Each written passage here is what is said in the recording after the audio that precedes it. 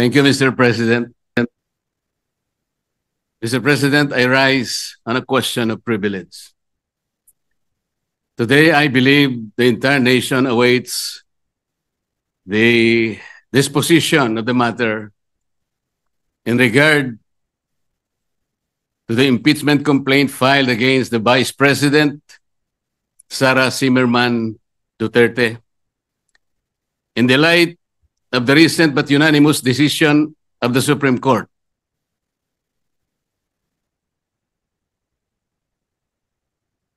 Mr. President, this decision was promulgated on July 25, 2025, declaring said complaint to be unconstitutional, void ab initio, violative of due process, and that the Senate in the first place did not acquire jurisdiction over it.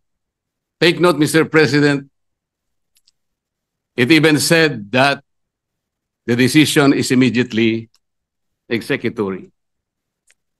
But before I continue, Mr. President, let me put on record that the initial proceedings, impeachment proceedings conducted by the Senate in the 19th Congress have never been formally carried over to the Senate of the 28th Congress. I do not know, and I'm not aware, I cannot recall of any action so far taken by this august chamber to the effect that the initial impeachment proceedings, which were deemed to have been terminated at the expiration of the 19th Congress at noon of June 30, 2025, have been miraculously brought to life into the present Congress. That having said, Mr. President, I'd like to continue. Mr. President, the decision of the Supreme Court did not dwell on the intrinsic merits of the impeachment complaint filed against the Vice President. It zeroed in merely on the procedures and the processes taken by the House of Representatives.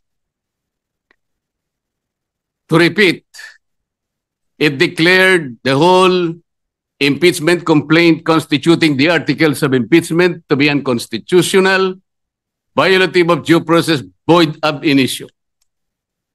Simply because the rules of procedure in impeachment proceedings in the House of Representatives were never followed.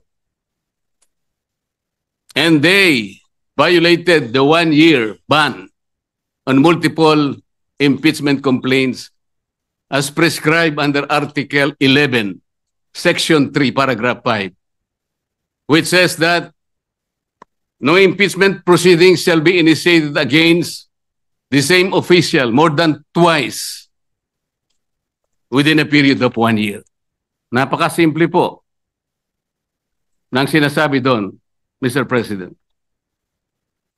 No impeachment proceeding should be initiated against the same person more than twice within a period of 1 year. Ilan po ang impeachment proceedings, impeachment complaints na ipinail ng House of Representatives?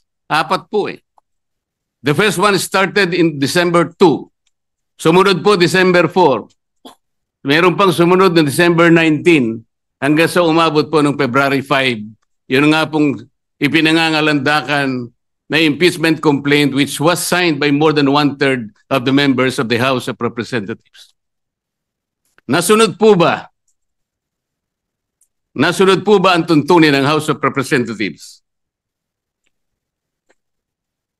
Noon pong nag-require ang Supreme Court, Mr. President, tinanong po yung House of Representatives in connection with the 2 petitions filed by several parties before the Supreme Court. One of the items required by the Supreme Court is for the House to give the status of the first 3 complaints filed. Ano po ang sagot ng House of Representatives? Yun daw pong unang 3, the one filed in December 2, December 4, and December 19 were all archived. Nasaan po sa rules ng House na yun pong mga impeachment complaints na ifa-file ay archive? Wala po. Pwede po bang ipakita yung slide na kung saan ay makikita natin ano po ba ang proseso kapag may nag-file na isang impeachment complaint? Ayan po yung Rule 2. Ang sinasabi po sa Rule 2, Mr. President,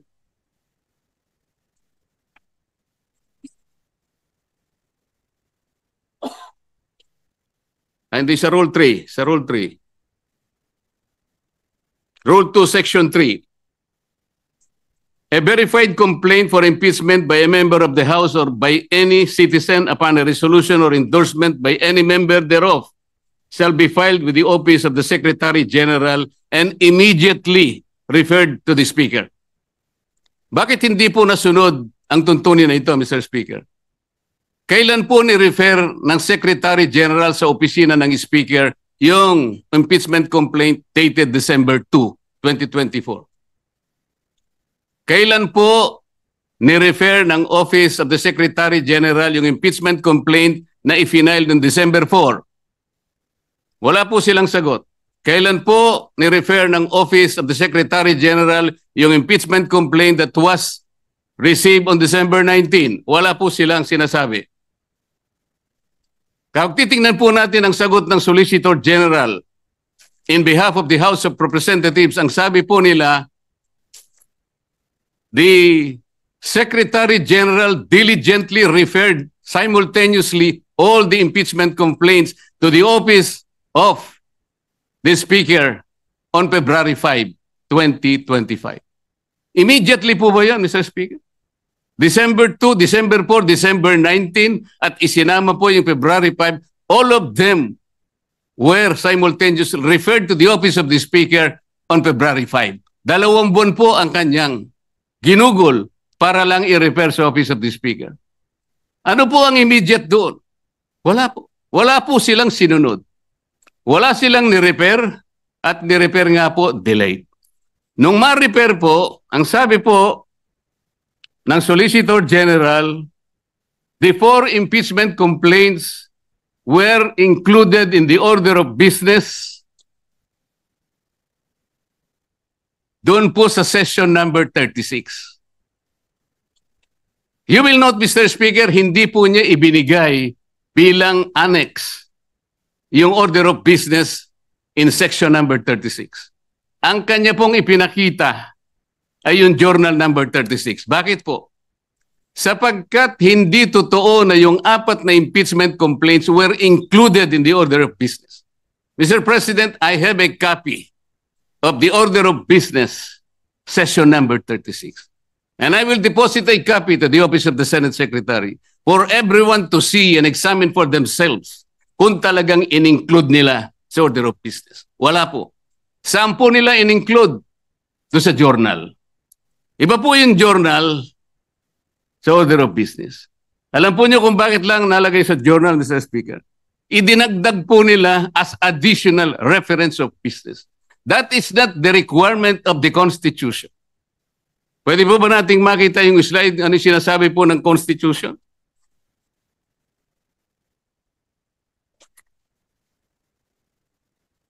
A verified complaint for impeachment may be filed by the member of the House, blah, blah, blah. Ang sinasabi po rito,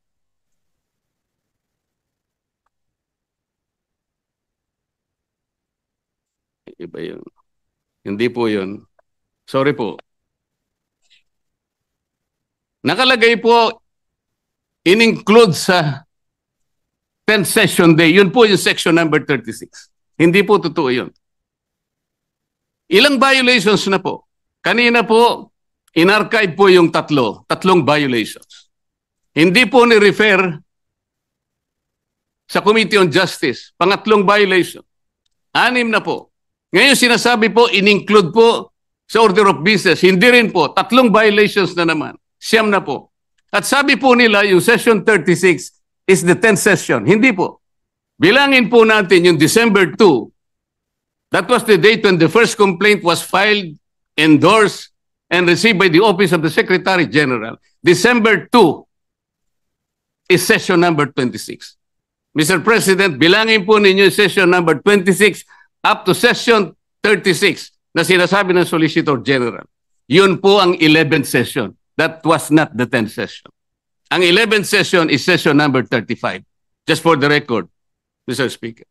So ilang violation na po yan? Balikan po ninyo yung Rule 2 na nandyan po sa slide, Mr. Speaker. Ano po yung mode of initiating impeachment? Ganito po ang sinasabi ng rule of the House of Representatives. Impeachment shall be initiated by the filing and subsequent referral to the Committee of Justice. Ito po yung Sereno versus, Francisco versus House of Representatives. Verified complaint for impeachment filed by any member of the House of Representatives, i-refer po sa Committee on Justice. Verified complaint filed by any citizen upon a resolution endorsement by any member thereof, i-refer po sa Committee on Justice.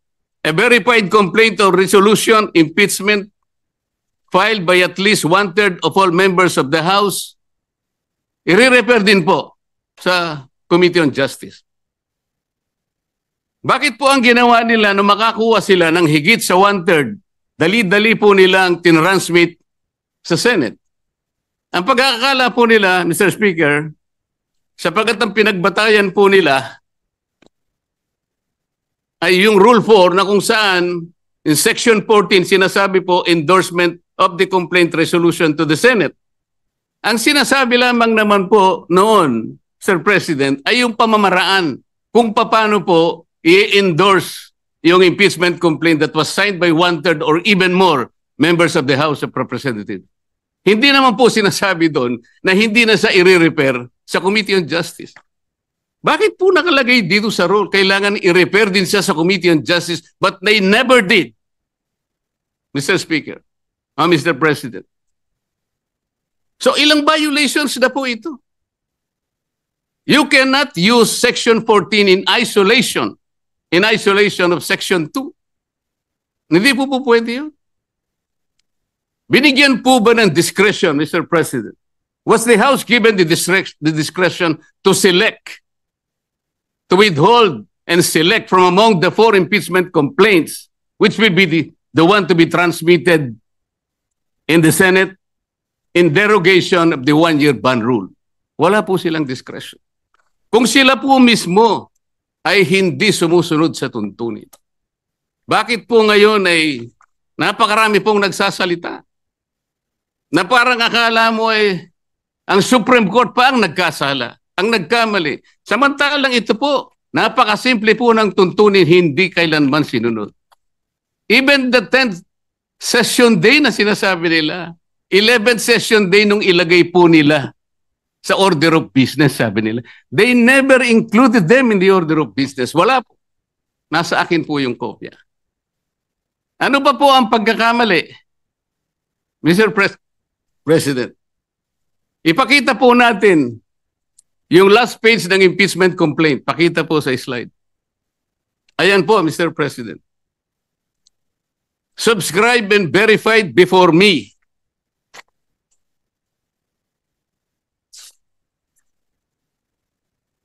Sabi po ng Secretary General.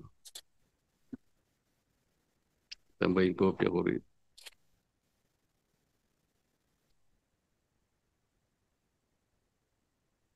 Subscribed and verified before me on this blank day of February 2025. Wala pa pong date. Ito po ba ang verification, Mr. President? Hindi po.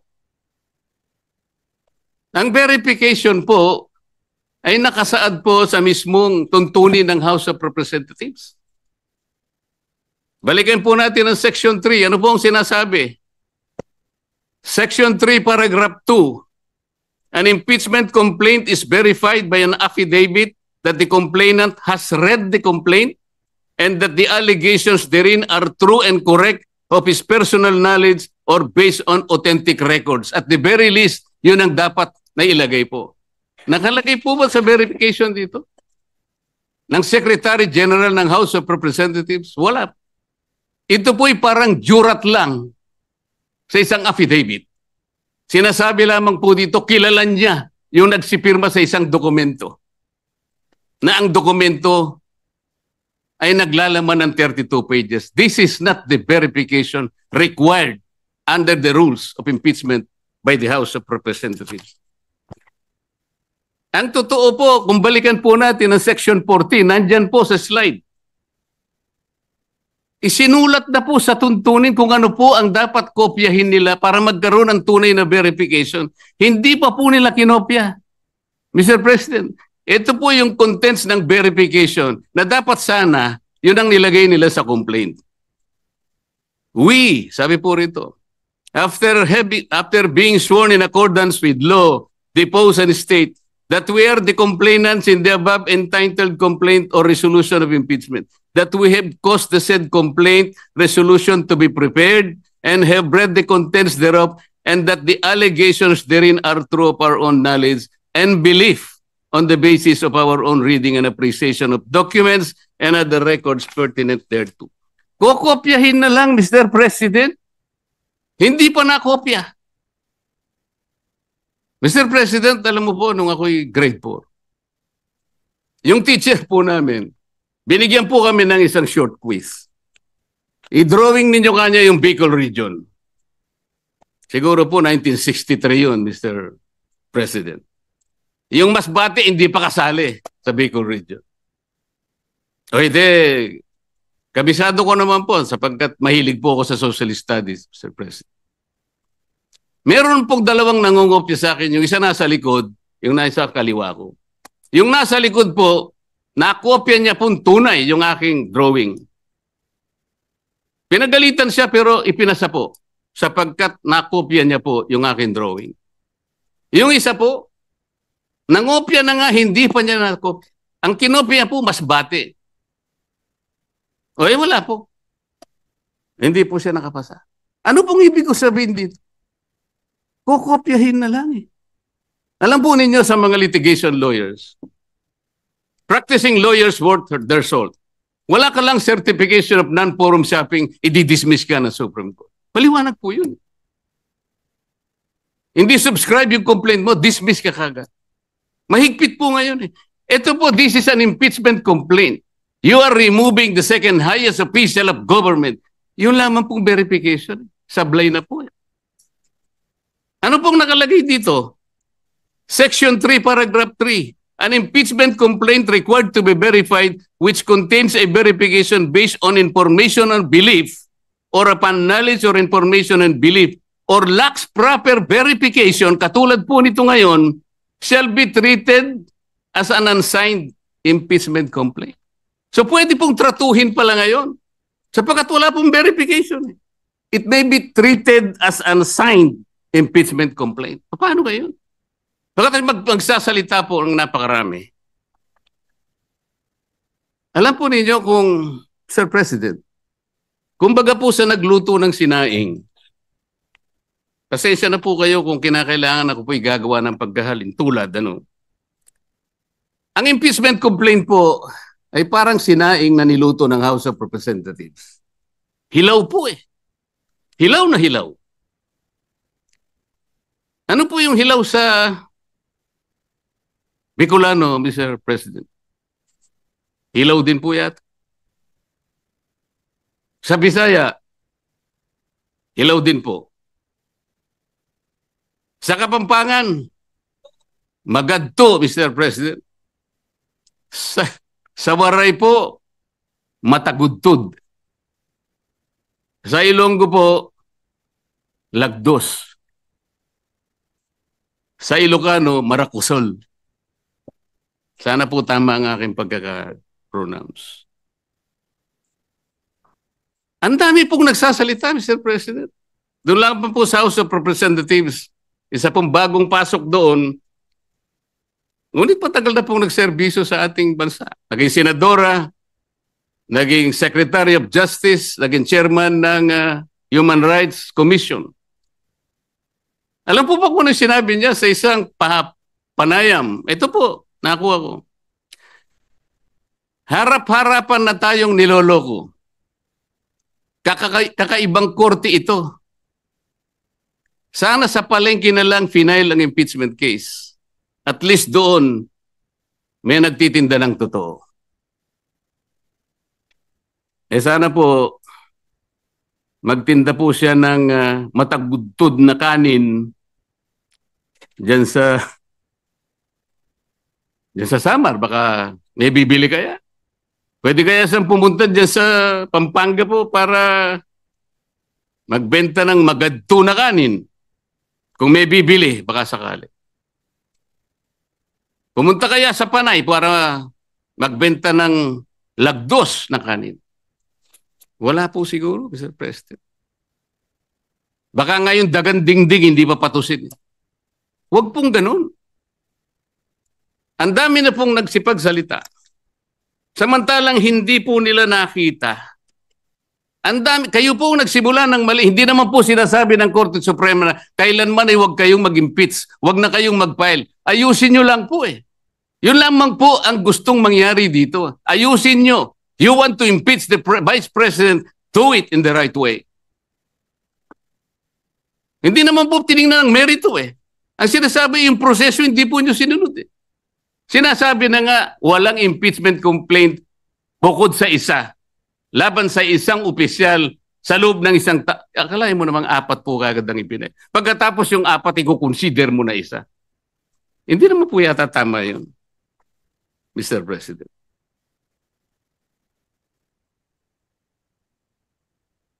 Mr. President, gusto ko pong basahin isang parte ng official statement of the Integrated Bar of the Philippines and the Supreme Court's decision in Duterte versus House of Representatives, August 1, 2025. And I quote, "Disagreement with the court's reasoning is neither unwelcome nor unexpected. Dissent is not foreign to a democracy. It is essential to its survival. But to incite public repudiation of its authority, or even just to call for its outright defiance, erodes the very foundation of the legal order. Such actions disturb the equilibrium of powers and imperil the integrity of our democratic institutions, especially when appropriate legal remedies remain available within the framework of our constitutional system. If every adverse ruling becomes an invitation to disobey, the law ceases to be a constraint on power and becomes its casualty. The Constitution does not require agreement. It demands adherence." Ang sinasabi po ng mga ibang kasama natin, magpapile pa naman ng motion for reconsideration. Bakit hindi natin hintayin? As I said, Mr. President, if you are a practicing lawyer worth your salt, you are confronted with the unanimous decision of the Supreme Court. In a firm voice, it says this is unconstitutional, void ab initio, violative of due process, and the Senate never acquired jurisdiction over this. And it is immediately executable. Parang sinasabi niya sa'yo, wala ka ng room mag-file niyan. Is anyone expecting that even one soul of the members of the Supreme Court will reverse himself? We cannot depend our action, Mr. President, on the fortunes of litigation. Naalala ko pa nga po doon sa kaso ng Francisco versus House of Representatives. The former Chief Justice Renato Puno, in his separate concurring opinion, naalala ko po ang sabi niya, with the possibility of 2 impeachment complaints reaching the Senate, the good Chief Justice said that the Senate, in the exercise of its primary jurisdiction, can decide the question of whether or not the 1-year bar rule has been violated or not.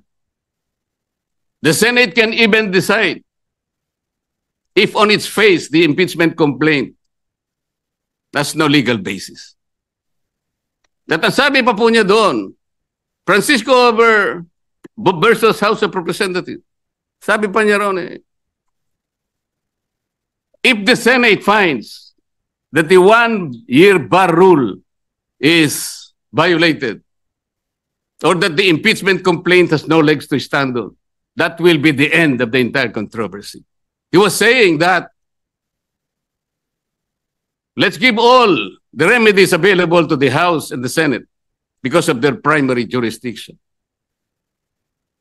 But when the case is ripe for judicial determination, it was the view of the former Chief Justice that the Supreme Court at that time, and only at that time, when it can speak with great moral authority in order to compel the loyalty, the respect, and the obedience of our people. Mr. President, when the Supreme Court negates the actions of a co-equal branch of government, it does not assert its superiority. Instead, it upholds the supremacy and the dominance of the fundamental law of the land, the Constitution. And so the Supreme Court has already spoken. The last arbiter of law, it says the complaint is unconstitutional, is void ab initio, is violative of due process. The Senate never acquired jurisdiction over this. It is immediately executory. On that note, Mr. President, I respectfully move that the impeachment complaint be dismissed. I so move, Mr. President.